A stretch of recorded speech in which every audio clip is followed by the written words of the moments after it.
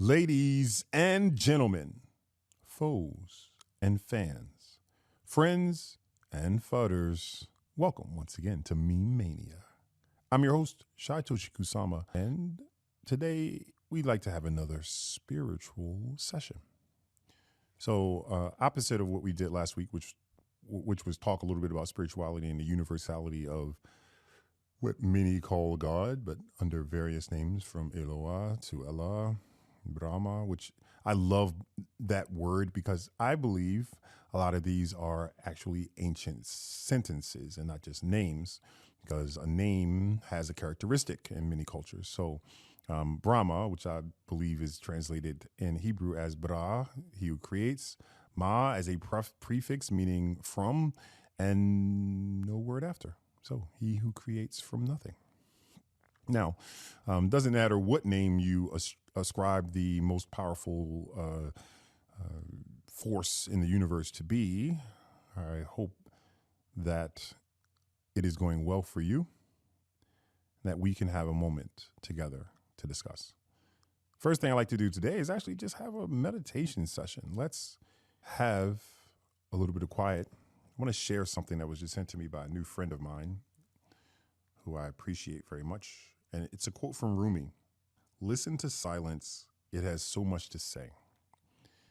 Very true. So while too often we are very busy in our day and spending a lot of our time listening to, the noise, as I like to call it, let's take just a few moments here to meditate. Then I'll describe how I have been taught to meditate. Ready? Let's go.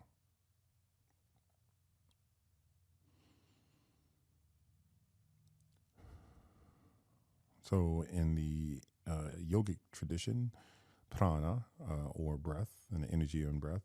In the Oriental Chinese tradition, it's qi, or qi.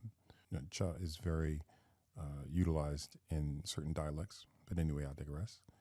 The point here is that we will take the time to focus on our breath in and out, and not only doing that, but using our mind to energize the air that we're going to breathe in and out. What I mean by that is giving it intention. Let's do it and then I'll explain. Ready? First, take the time to give the air around you mental intention, meaning think about something.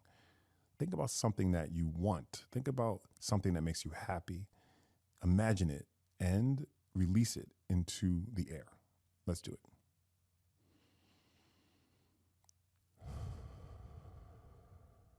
Now, it's not being released as you exhale. It's being released into the air before you inhale. And you're inhaling and must believe that you're inhaling your intention into your body. Then, of course, your lungs will accept that intention. And then you will exhale the, what's left, which is in this particular case, carbon dioxide. Let's do it again. Intention out, or in the mind first, then intention out into the world. I'm visualizing the intention leaving my mind into the air and the space around me. And then I'm visualizing inhaling that intention into my body and out. So you see the whole breathe in and breathe out. If you're not adding this component to it, you're missing the point.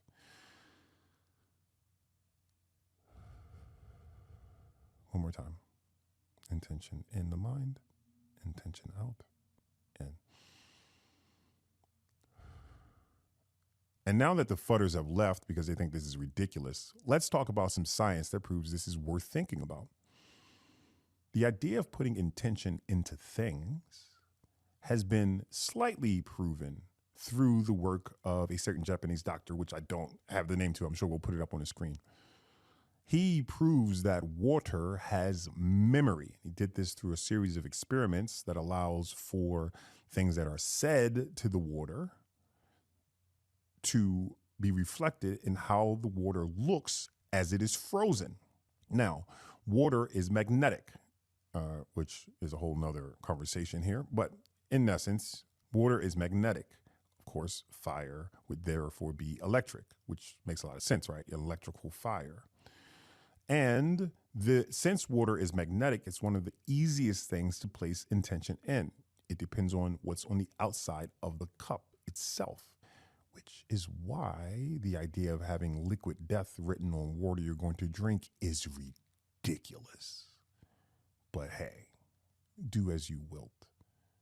Now, being able to write something much more powerful on your water, or in this particular case, putting the intention of what you think into the air, will have results. It might be very, very small. You might not even recognize it, but after years and years and years and years of practice of this, you can actually achieve something pretty cool, or at least in my theory, you can. Another interesting concept of this is written in a great book that I highly recommend, and it's called The Silva Method. The Silva Method deals a lot with the imagination and how to utilize your imagination to achieve certain things. It's surprising that Silva doesn't have more followers. Only a few 100,000 people utilize his technique. And I'm not going to give you the full technique. You need to read the book and pay the guy for what he's created. That what the technique involves is using your pineal gland, your third eye, concentrating there and visualizing what you want in a very unique way.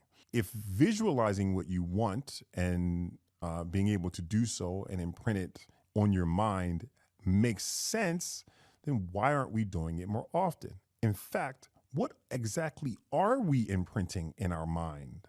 It's a good question now, isn't it? I mentioned last session that we need to watch less television. But how about we think about this from a different viewpoint? The subconscious mind is a sponge. Whatever you put inside, it will remember. Okay? Now, this sponge, the subconscious mind, is described very well in the first book that I gave you, The Secret Science Behind Miracles. It's also a great book you can read, The Power of Your Subconscious Mind, which I would also highly recommend, which helps you understand this. But I want to break down an actually very little known secret of the Bible. One of the things I like to do is study the Torah and the Tanakh in detail in its ancient language.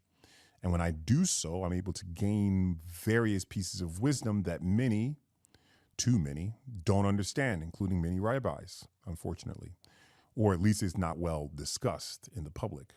But this particular one is so important, I think you need to know about it. So, in Psalms, often it is said to the chief musician, to the chief musician, to the chief musician. However, this is incorrect. If you look closely at the translation, which you will see in certain translations, is that it really says, to the one that will make it permanent. Why in the world would it be translated in such a way to make things permanent? And again, this deals with the subconscious mind. When you listen to music, so I've talked about media thus far, but I haven't talked about music. When you listen to music, you are impressing your mind or impressing onto your mind certain things, specifically the lyrics. Of course, the tune as well, but the lyrics. This is why, in my opinion, in Islam, most music, or some music, to my understanding, is haram, because the Prophet knew the power of music. It is written in the old books. So again, let me break it down. And it's easily provable, right? Hey, ready? I'll prove it to you. Name any song that you ever heard in 10 years, 20 years. Doesn't matter if it's rap, old rock, just a couple seconds of that song, you will sing along. You go to the party, you go to the club, it's like the DJ plays 2 seconds of a song and everybody, yeah, I love that song. I haven't heard it in 20 years. It is impressed on your mind permanently. You can't undo it. You can't forget your favorite song, even if it's not your favorite song. You ever had a song stuck in your head that you just want to stop getting it out of your head and you can't? So the ability to impress things on the subconscious mind is extremely important. So, SHIB Army, be careful what you listen to.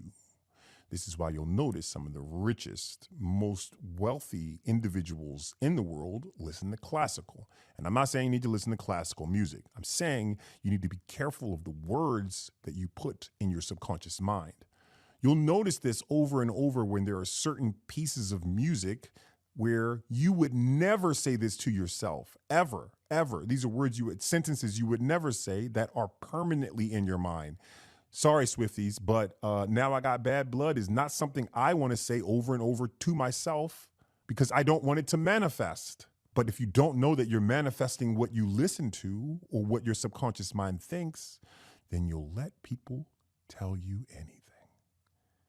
And I'm here to tell you, maybe it's time for you to work on something different. Now, how did the ancients deal with this, other than what I just told you from the Tanakh, which says that you are making the words of Psalms permanent in your mind?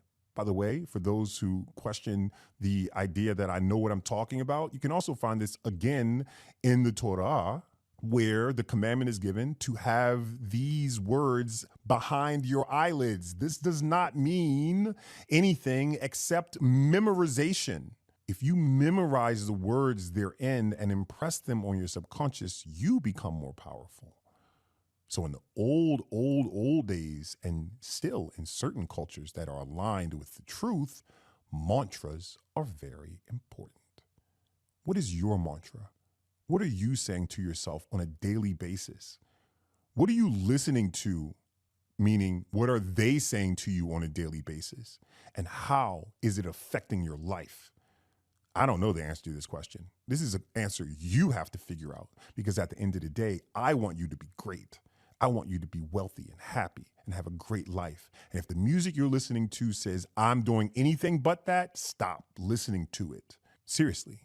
Now, this concludes my spiritual session of the day. You can double check everything I've said, and I dare anyone to tell me that I'm wrong, because I'm not. Have a great day, SHIB Army. Talk to you soon.